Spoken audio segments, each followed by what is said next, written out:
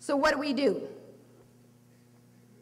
Well, one day I believe historians will look back on the era of mass incarceration and they will say it was there, right there at the prison gates, that we abandoned Dr. King's dream and veered off the trail he had blazed. We took a detour, a tragic U-turn that would result in millions of African Americans permanently locked up and locked out. We have now spent $1 trillion, $1 trillion on the drug war since it began. Funds that could have been used for schools, economic investment in our poorest neighborhoods, for job creation, for small businesses. $1 trillion could have been used to promote our collective well-being. Instead, those dollars paved the way for the destruction of countless lives, families, and dreams. So what do? Where do we go? Well, my own view is that nothing short of a major social movement has any hope of ending mass incarceration in America.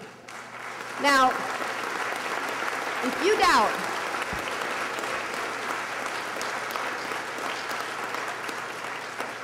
you doubt such a movement is necessary, consider this. If we were to return to the rates of incarceration we had in the 1970s, before the war on drugs and the Get Tough movement kicked off, we would have to release 4 out of 5 people who are in prison today. 4 out of 5. 1 million people employed by the criminal justice system could lose their jobs. Private prison companies listed on the New York Stock Exchange should be forced to watch their profits just poof, vanish. This system is not going down, is not going to just fade away without a major upheaval, a dramatic shift in our public consciousness. Now, there are those who say there's no hope of ending mass incarceration in America. Just as many were resigned to Jim Crow in the South, today, many people view the millions cycling in and out of our nation's prisons and jails as an unfortunate but inalterable fact of American life. Now, I know that Dr. King and Ella Baker and Sojourner Truth and the many other freedom fighters who came before us would not have been so easily deterred. And it's time for us to pick up the baton. We must be willing to continue the work. We must be willing to go back and pick up where they left off and continue the hard work of movement building on behalf of poor people of all colors. In 1968, Dr. King told advocates that the time had come to transition from a civil rights movement to a human rights movement. Meaningful equality, he said, meaningful equality could not be achieved through civil rights alone. Basic human rights must be honored. The right to work, the right to housing, the right to quality education for all. Without basic human rights, civil rights are an empty promise. So in honor of Dr. King and Ella Baker and all those who labored to bring an end to the old Jim Crow and the old caste systems, I hope we will commit ourselves to building this movement to end mass incarceration, a human rights movement, a movement for education, not incarceration, for jobs, not jails, a movement to end discrimination against those released from prison, discrimination that denies them their basic human rights to work, to housing, to food.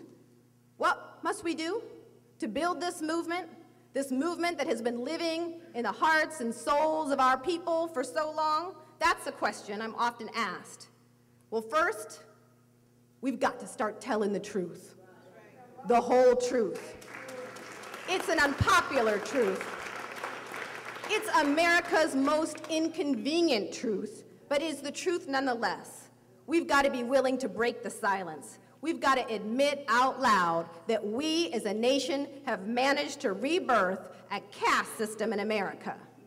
And we've got to start admitting our own criminality out loud so that those who are returning home from prison are not so isolated and stigmatized. Truth is, we're all criminals, all of us. If you're an adult, you've broken the law at some point in your lives. You drank underage. You may have experimented with drugs, illegal drugs, or, I often say if the worst thing you've ever done in your unadventurous life is speed 10 miles over the speed limit on the freeway, you've put yourself and others at more risk of harm than someone smoking marijuana in the privacy of their living room. But there are people in the United States doing life sentences for first-time drug offenses.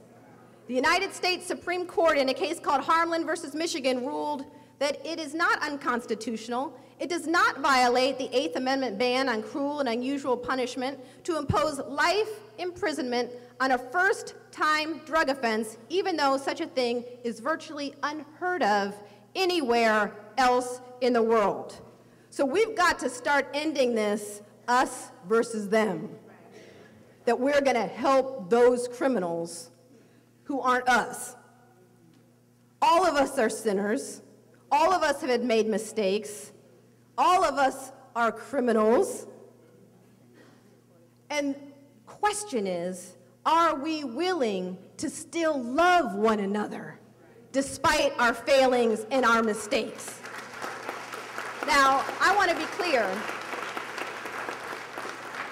clear that when I'm talking about love, I'm not talking just about love for those people who have committed crimes like we may have committed, I'm not talking about caring about or loving people who have committed crimes that we think not so bad.